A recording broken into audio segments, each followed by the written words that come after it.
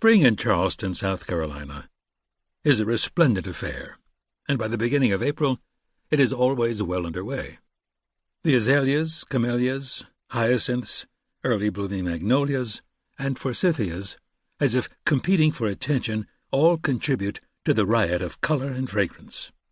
And on this particular day, as the sun prepared to rise, there was the promise that it would be glorious for almost everyone in this scenic, historic town. Everyone, that is, except for Carl Vandermeer, a successful young lawyer who had grown up in nearby West Ashley. Most mornings, regardless of the time of the year, but particularly in the springtime, Carl would be part of a sizable group of joggers who ran along the Battery, which was located at the southern tip of Charleston's peninsula. The Battery fronted that portion of the expansive Charleston harbor formed by the confluence of the Cooper and the Ashley rivers. Lined with restored 19th-century mansions and boasting a public garden, the Battery was one of the city's most attractive and popular locales.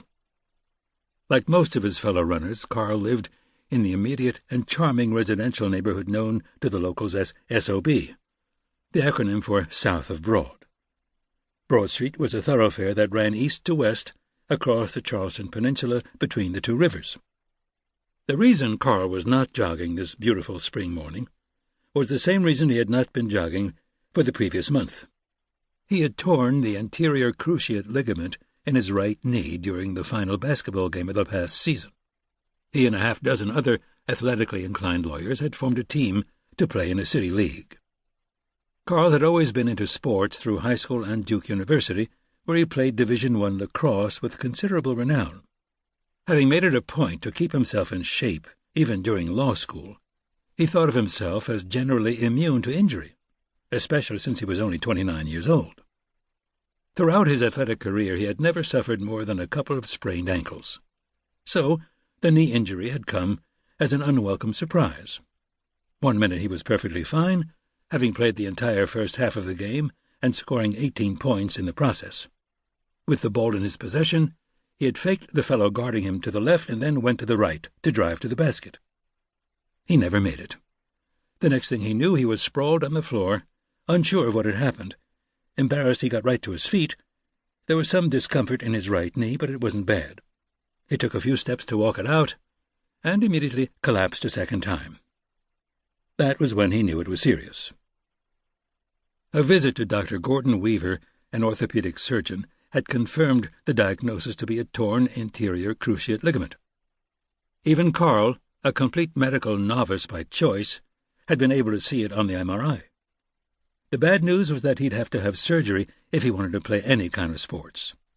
Dr. Weaver said the best operation involved diverting a portion of his own patellar tendon up through his joint. The only good news was that his health plan would cover the whole deal, including the rehab. His bosses at the law firm where he worked were not thrilled about the necessary downtime, but missing work was not what bothered Carl. What bothered Carl was that he had a particularly strong distaste for anything having to do with medicine and needles. He had been known to pass out from merely having blood drawn, and he didn't even like the smell of rubbing alcohol because of its associations. He had never been hospitalized, but he had visited friends who had been, and the experience had freaked him out, so going into the hospital that morning for surgery was going to be a challenge, to say the very least. The irony of his embarrassing and secret medical phobia was that his steady girlfriend for the last 2 years, Lynn Peirce, was a fourth-year medical student. She often made him lightheaded with her stories of her daily experiences at the Mason-Dixon Medical Center, where Carl was scheduled to have his surgery in a few hours. She had been the one who had recommended Dr. Weaver, and had explained in agonizing detail exactly how Carl's knee was going to be repaired. It also had been at Lynn's insistence that he request that his operation be Dr. Weaver's first case on a Monday morning. The rationale, she explained, was that everyone would be fresh and on the ball, meaning there would be less chance for mistakes or scheduling problems. Carl knew that Lynn meant well with all this, but her comments only made him even more nervous. Lynn had offered to spend the night, as she had on Saturday night, to make sure Carl followed his pre-op orders and got to the hospital on time, but Carl had begged off.